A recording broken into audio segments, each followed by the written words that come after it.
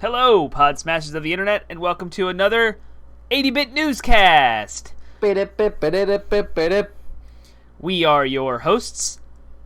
Penguin and Termite, I am Penguin. I am Termite, as indicated by our names below, and we are here on twitch.tv/80bitpodsmash, where we run you through what happened this last week in the gaming industry, and we give you our punditry. So the things that we care about are things we're going to talk about tonight. So what is that?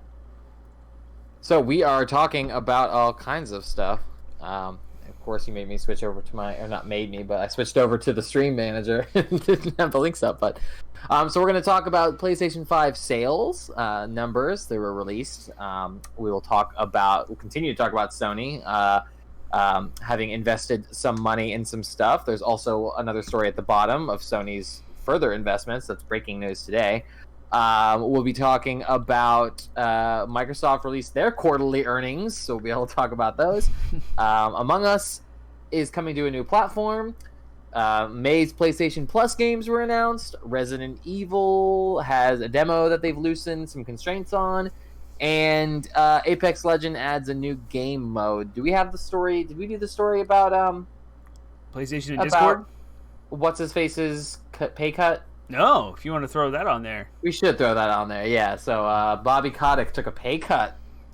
So we'll talk about what's going on with that. Cool, awesome. And you don't see the last note on there about PlayStation and Discord signing a deal? No, I did. I said that was the other thing that PlayStation invested in. I was hinting at. I like to be vague. I just come out there with everything firing. You're just like, here's the thing.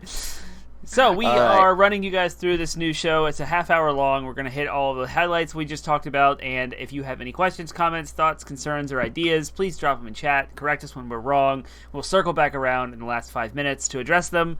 And if you are watching on YouTube, please make a chance to go over to twitch.tv/80bitpodsmash and give us the subscribe so you can be made aware when we go live.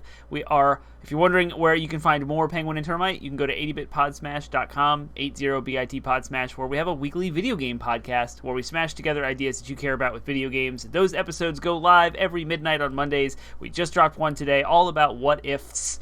It's a new series we're going to be doing, a video game what ifs, and it's all about Sony and what if their games flopped? What if they weren't as good as they are? So if that intrigues you, go over to 80bitpodsmash.com, find a link to whichever podcast platform you like, and download the heck out of it. Mm-hmm. Also, if you are watching live, or if you're watching later, and like one of us has a booger that's like dangling, if you're live, you can tell us like, "Hey, get that booger! It's disgusting, you filthy monster animals." Termite has a booger.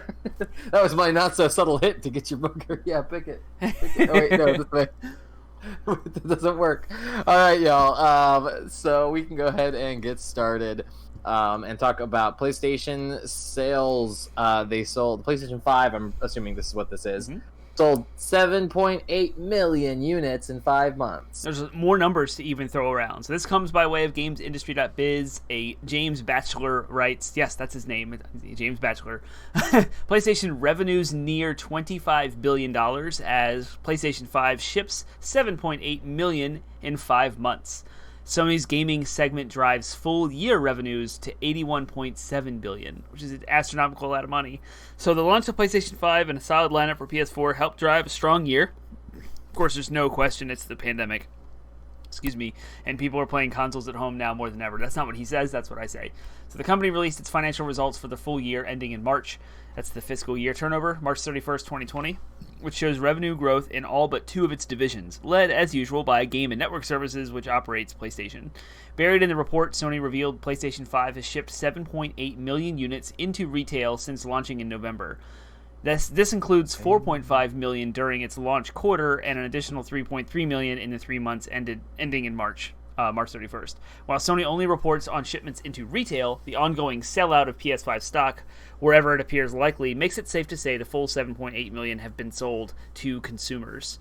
Yeah, generally that's like the company has shipped this many to retailers, and it doesn't include what might be sitting on the retailer shelves or what might be in transit, and that number could still be, like, this number is just 7.8 has left Sony. But that's astronomically insane, and I want to see if there's comparisons to PS4. this past year, PlayStation 4 shipments for the full year dropped from 13.5 million to 5.7. So in addition to the 7.8 million PS5s, they also sold 5.7 million PS4s. So they're not doing bad. Sony sold 338.9 million games in the past year across the two consoles, up from 276 the previous year. Of these, 58.4 were first party, up from 49.2 in fiscal year 2019. And then it goes on to talk about way more details about like what digital breakdown and physical stuff. But I mean, Sony is doing really, really, really well. So there is that. Who's surprised? Yep. I would be interested to see, like, here's my take on this story. I would be interested to see, because it's just numbers, right? It's like Sony's doing well, surprise. Right. I would be interested to see how much goodwill from a previously beloved console feeds into the initial sales of a newer console. Right. Even if that console is not so like well received, that eventually well received. So like the PS3, for example, I wonder how many units they sold off of the goodwill of the PS2. Right. Versus so that's not to say the PS5 is a bad console. I love my PS5, but it's not without its criticisms in compared to their competitors, and it's selling really well. But I wonder how much of that is just because people are like, it's a new PlayStation, of course I want to get it. So we'll see how I mean, we've got a whole decade ahead of us to see what its lifetime sales look like. But I expect it'll still do well.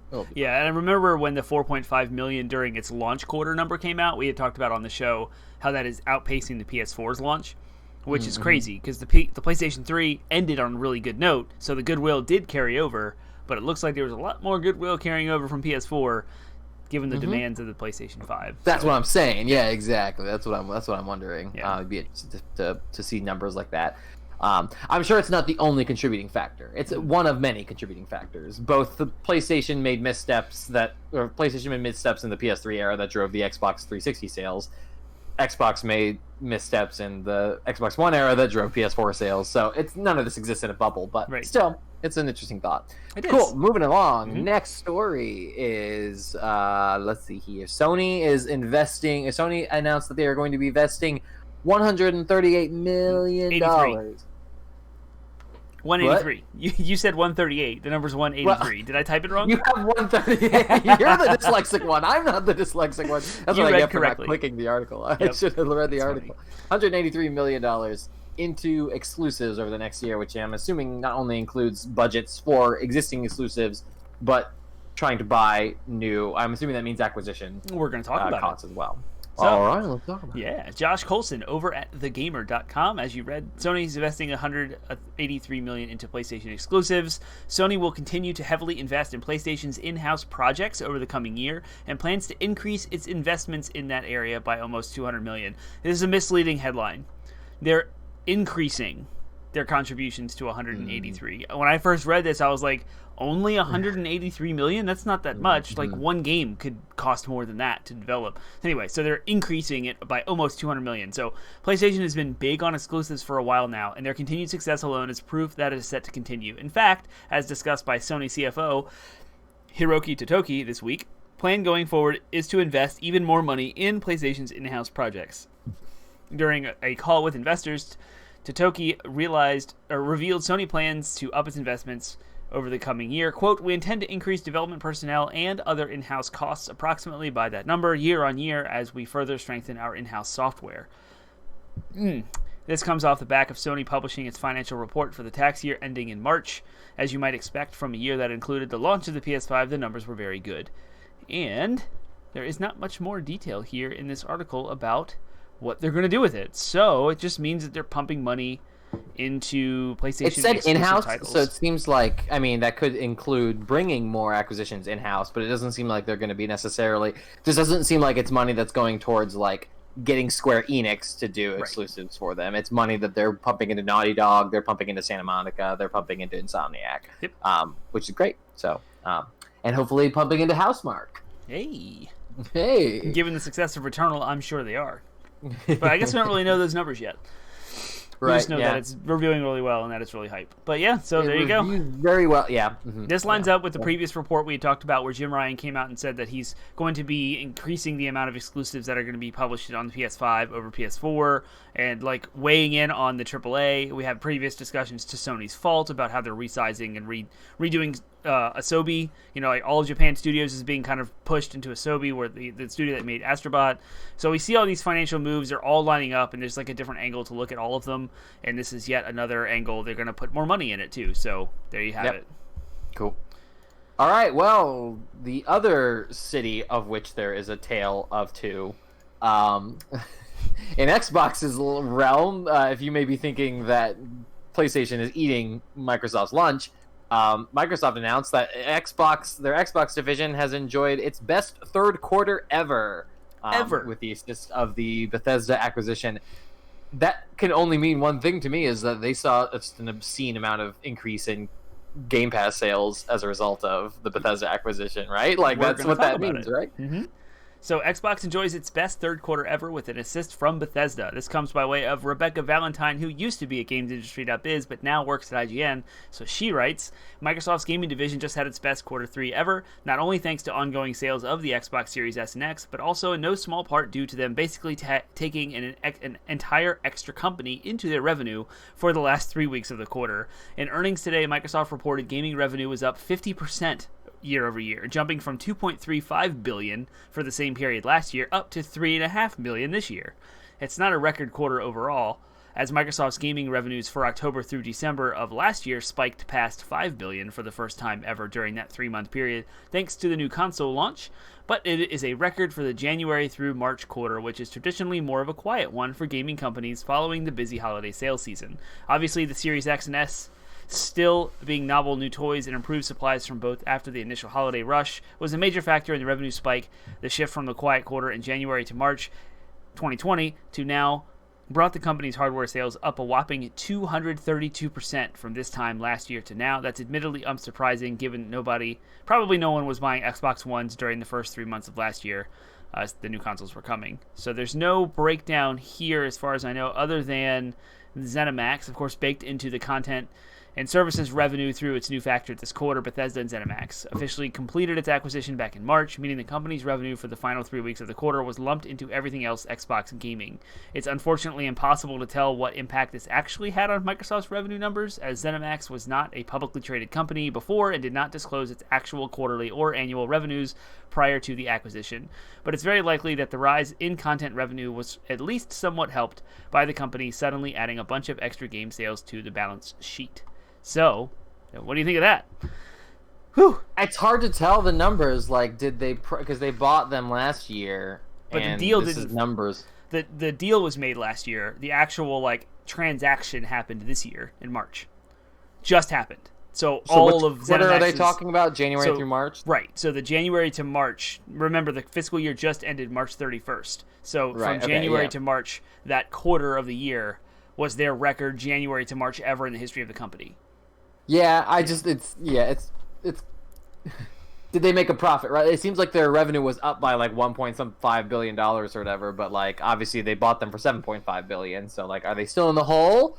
Well, that's the weird thing about the whole $7.5 billion transaction is that in stock? Is that revenue? Like they brought all of their revenue with them. How much did that offset the cost? Right. And, like, how does exactly. Yeah. So that's I don't know. I mean, but if it's already paying off by like $1 billion out of quote 7, like that's a great start, right? Like that's what you want. You're like, yeah, sure, we're still $6 billion in the hole, but like give it time, especially like once Bethesda releases Starfield and Elder Scrolls 6. Like Microsoft's playing the long game with this. Oh, so yeah, definitely. Yeah, I mean, no one questioned whether or not it was worth spending $7.5 billion on Bethesda.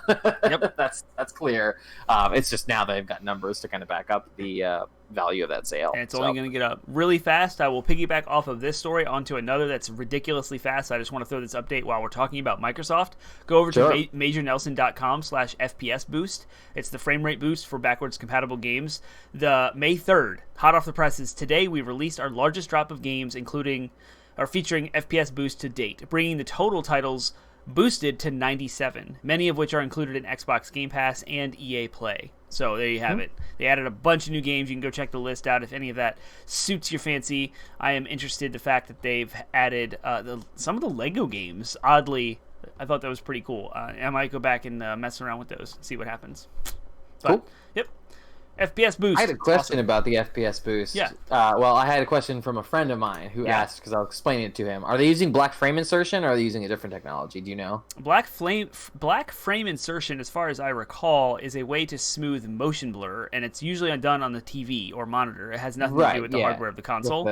But what I think he means is, are they using interpolation, where the console predicts the next frame and fills the extra frames in based on sort of like you just interpolate the gap. Like, here's the one frame, here's the other frame, do the difference and make a new frame and throw it in the middle to double the increase from 30 to 60. If that's what they're doing, I'm not quite sure. I know for Fallout 76, they lower the resolution to 1080p down from 4K, and they make that the 60 frames per second. Some games are easier to do that. Games like that are built on Unreal Engine can go in, you can tweak it really quickly with configuration files, and like boom, you can take the hardware or the frame cap off. So each game's different. The development teams go in, they change it. Sometimes wonky things happen because like animations are tied to frame rate instead of just being an animation, and so you can end up with a whole lot of bugs and glitches, and so that's a whole different issue, and that's why it's not just global across the entire library. Right. So I hope that helps clarify. I don't know a whole lot. I don't know. We'll figure it out. I might do some more research on it. But cool. All right. Yep. So the next story, moving on back to the PlayStation side of the world. The PlayStation blog announced April 29th, so sometime last week, they announced that Among Us is finally coming to PlayStation 4 and PlayStation 5 this year. So, yay! This was announced during the State of Play that was for Ratchet and Clank. So there was a long Ratchet and Clank gameplay footage. Go check that out. It looks amazing. But one of the things that they announced was from the indie title was Among Us. It's finally coming to PlayStation, and I'm very excited about it. I've been dying to play this game. It has taken the internet by storm after Animal Crossing later in the pandemic. It's like #1 on Twitch. Like it was number 3 after. It was like the third kind of big party hit after Fall Guys. Yeah, exactly. And now that people are getting vaccinated and we're starting to kind of get back out there in the world and going to people's houses and people coming over, like, I'm very excited about finally getting Among Us. I want trophies. I want to play it. And yes, now I won't actually have to spend time with people because I'll be playing Among Us instead. Yeah, right? Like, now people finally are getting out of their houses, and here's a reason to stay back in them. It's great. I was thinking you could play it in the same room. Can you not do that? I suppose. I don't know. I don't know how Among Us works. But, like, I always thought it was like you had to be on your own system, so like I'm pretty sure that you have to have like everyone has to have, because it's like Werewolf. If it was like split screen, then you just be able to see who the killer was, right? That's so you true. have to have so you'd have to like people would have to be on their phones playing with you, but then like they could just look up at your screen and be like, okay, well Danny's clearly not the killer because look at him, he's doing regular tasks. So. Well, anyway, Among Us is crazy popular, and it's finally coming to PlayStation. So nice. Yes. Word. Okay, cool. All right, next story is the game drop for May for PlayStation Plus, and we've got 3 games. The big one here is Battlefield 5. Then there is some kind of driving game called Wreckfest. Drive hard, die last. And then Stranded Deep, which I'm not quite sure what Stranded Deep is. Like a survival game or something? Yeah, it's a survival game. Mm-hmm. Yep, cool. So this continues with their theme of, like, you get a PS5 game, you get a couple PS4 games, and this time Wreckfest is that PS5, and then Battlefield 5, which I'm confused as to whether there will be a patch or if there are enhancements to Battlefield 5 already for PS5, so maybe you get those for free as a result. I'm not sure if there are. I can be corrected. And then, Stranded Deep is like a survival game, so go check those out. Don't forget, you can still get Horizon Zero Dawn, which is their play-at-home initiative that's completely free. You don't need to have PlayStation Plus. I believe you have the rest of this month to get that. It comes with the DLC, so I highly recommend getting it. It's so good. Yeah, definitely. Go pick that up.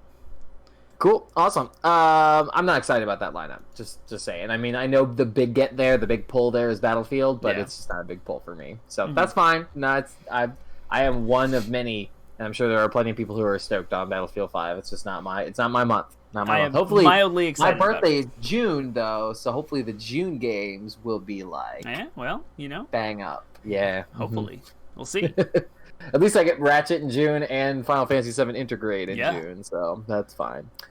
Cool. All right. Next story. The Resident Evil demo loosens some of its constraint.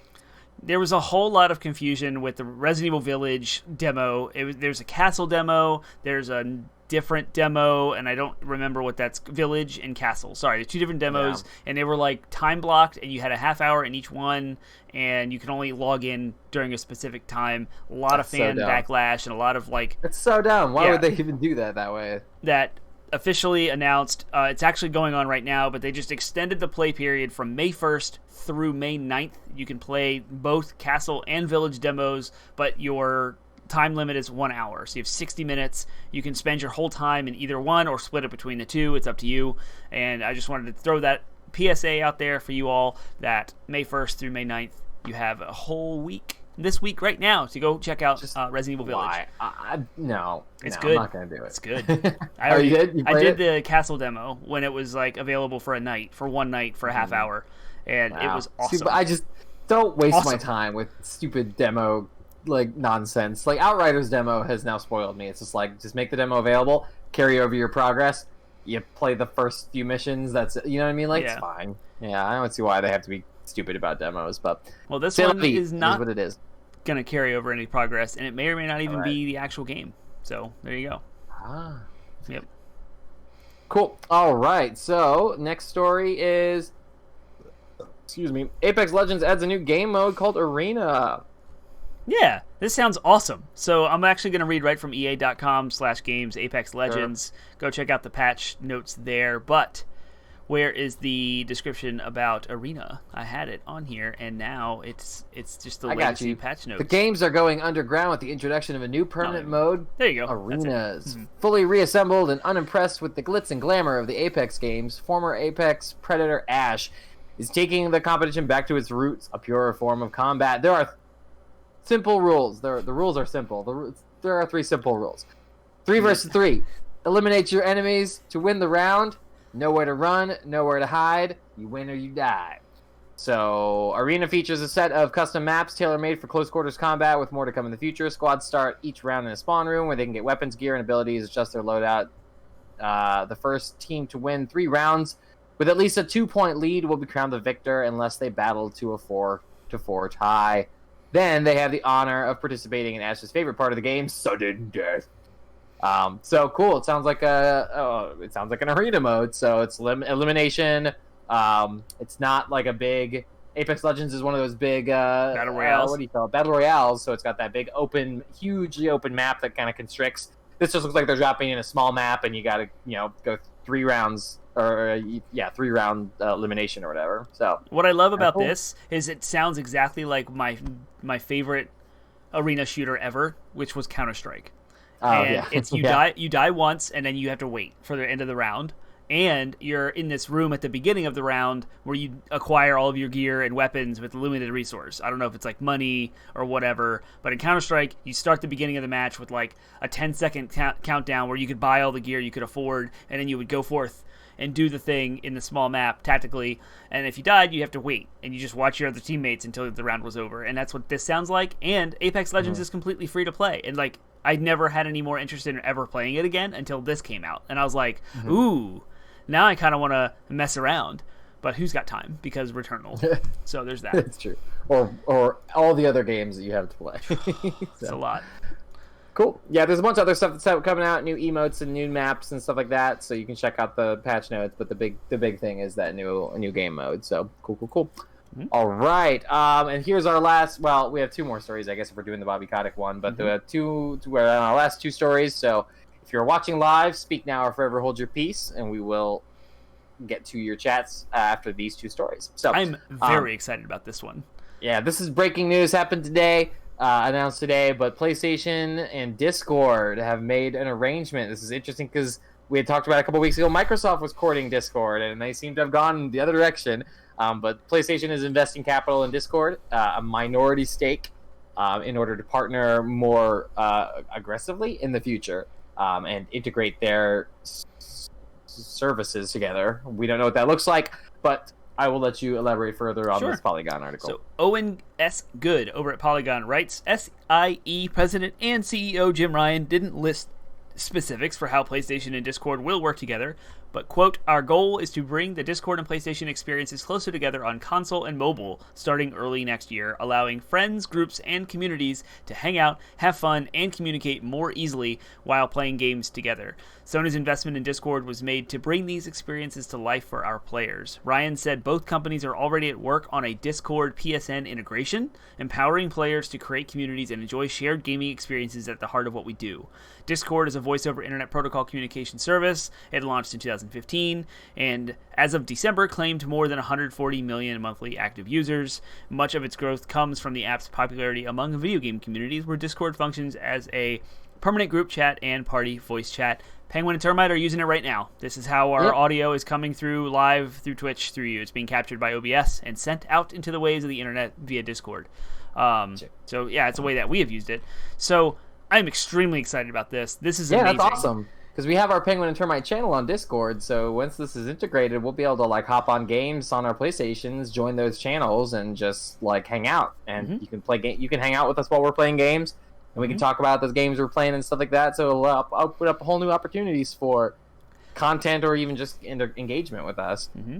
So that's pretty freaking sweet. It is, and what also, I really I love the idea of cross-play. Like, cross-platform is coming. It's a thing, and more games are adopting this. Like, we just talked about Apex Legends. It's cross-platform. How much nicer is it to know if someone's playing on Xbox and someone's playing on PlayStation, the PlayStation users can get in Discord, and everyone can just jump on Discord. If you're on PC, it's a piece of cake. You can now play with your PC game friends and use the same chat infrastructure.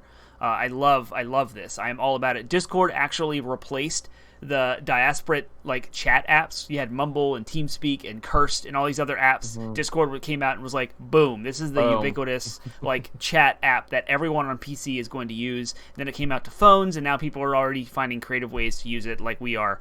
And now we get that on PlayStation in a console. I think it's a great first step, and I really, really hope that they still court Microsoft and get that Discord app over there, so that way Discord kind of becomes the chat app across all platforms. Yeah. Especially if Nintendo can jump in on it. Yeah, that would make it so much simpler. Yeah, I would love that. So, cool. This is the beginning of that. Anyway, I'm excited. I think so. No, I agree. And there's a lot of opportunities. It's great. So, all right, cool. Our last story of the day is I've got an article here from Kotaku from Riley McLeod.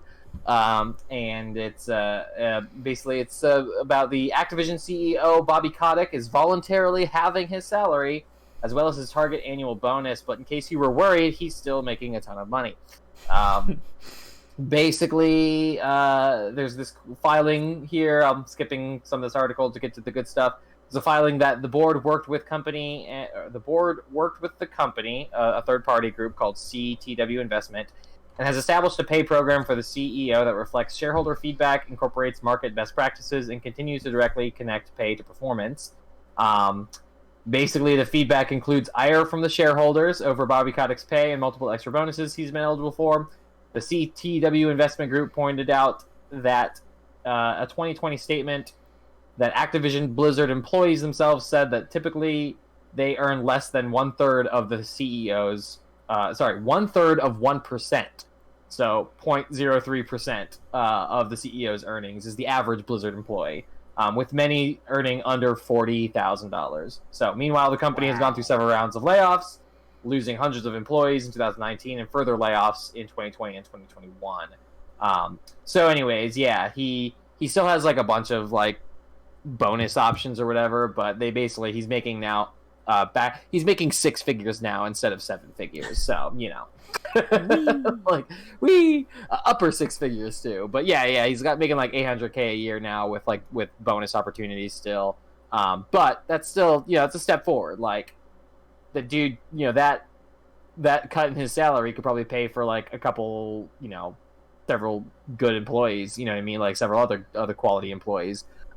So yeah, it's been a long time coming. I'm glad to see it actually happening instead of the dude just continuing to get richer and richer. So, but. Yep. So, but like they hired a third party group, which is kind of cool to come in and be like, hey, like this dude's making too much money. So, it's interesting. So, What are your thoughts on Bobby Kotick's salary? It's interesting that the Activision Blizzard's board is the one that dictated that. And it's another reminder that these big CEOs have to cater to their shareholders and the board. Yeah. Like, that's how big corporations work. And this is an example of where some of that upper C-level industry capitalism can kind of flex its muscles in a way that is appealing to folks when it comes to like equality or justice or whatever you want to call that. I know this is like, but you know that like those guys are just now they're going to cut his salary. Like now they're going to get a cut. Like, yeah, I don't know how much of that money is going to actually be redistributed into the cost of the company. Like, right. You know, the versus like, oh wow, we'll just pocket the rest of his salary because yeah, they're the ones who ultimately profit off of all the profits of the company. So. I don't know. Yeah, boards are there. Like you said, they hired a consulting company to come in and look at their finances, their books, and figured out, like, here's a bunch of stuff that's wasting money that's not good for the company, and so they reallocate funds. And one of the things was to get this guy, Bobby Kotick's salary cut in half, and he accepted it. Would have been a lot better if he would have just done it himself, like Iwata and Right. Nintendo back when the Wii U was a flop, and he just cut his salary and cut bonuses and stuff all by himself out of goodwill. But here we are. It's another interesting reminder that these big CEOs do not run unchecked. It's true. It's true. Yep. If they're making too much money, the people who want to make more money will just make sure that they make their money because they're the ones in charge. Yep. I'm sure there's all kinds of little political dealings and stuff that happen too, but whatever, it's fine. So we'll see. Yeah, I mean, if that money gets redistributed into the company to further, like better fund, and take care of their employees and stuff like that, then that's fine. But I'm happier with it in that case. But who knows? Yeah, we'll see. So either way, the dude's making less money. So we're coming for you. We're coming for you all. Properly apologize for Hong Kong and contribute in a meaningful way to the humanity that's going on over there, and then I'll be right back. I'm in. Cool. All right. All right, great. So that's all our news stories for the day. We have no comments in chat. So again, if you are watching this later and regret not being able to comment and hang out and chat with us, then by all means, make sure to hit the subscribe button on Twitch. Go to Twitch and hit the subscribe button. Ring that bell. But if you also just prefer to watch them on YouTube, then hit that subscribe button there as well. And that way you'll at least see when the new episodes go live. And Termite will tell you all of the other things that you could possibly want to know about our show. You can also drop a comment in the YouTube videos. You can go to 80bitpodsmash.com where we have links to all of our social media outlets, Facebook, Instagram, Reddit, Twitter. You can tag us, add us. You can create your own subreddit conversation amongst our community about some of the topics we discussed here, some of the news stories. Let us know what you think. Give us your feedback and thoughts. Give us show ideas. We will give you a shout out on our podcast. There's a million different ways that you can interact with us. And in fact, someone actually laid a very good, awesome idea for a gameplay live stream series that I will discuss later, but maybe something will change along those lines and I can do something. He really more wants me to play it. It's my coworker. Yeah, it was Daryl Hark on Reddit who suggested. I'm just calling him right out. Okay. I do. Yeah. No, he's Daryl Hark is his. It's not his actual name. It's his. Oh, it's green his avatar. Name okay. On Reddit. Yeah. It's not actually his name. Okay. But he has been bugging me about playing Knights of the Old Republic forever. So he's like, "You guys should do a live stream." And I love how you jump. You're like, "Yeah, that's totally gonna be my next one." And I'm sitting here like, "Yes, Termite can stream it, so I don't have to." But it is a perfect example of how our audience can influence the things that we do and make better content for you, stuff that you're interested in. And we can't do that without your input. So please go to 80bitpodsmash.com and find our links and interact with us and make your thoughts known. Huzzah! See you later. Bye!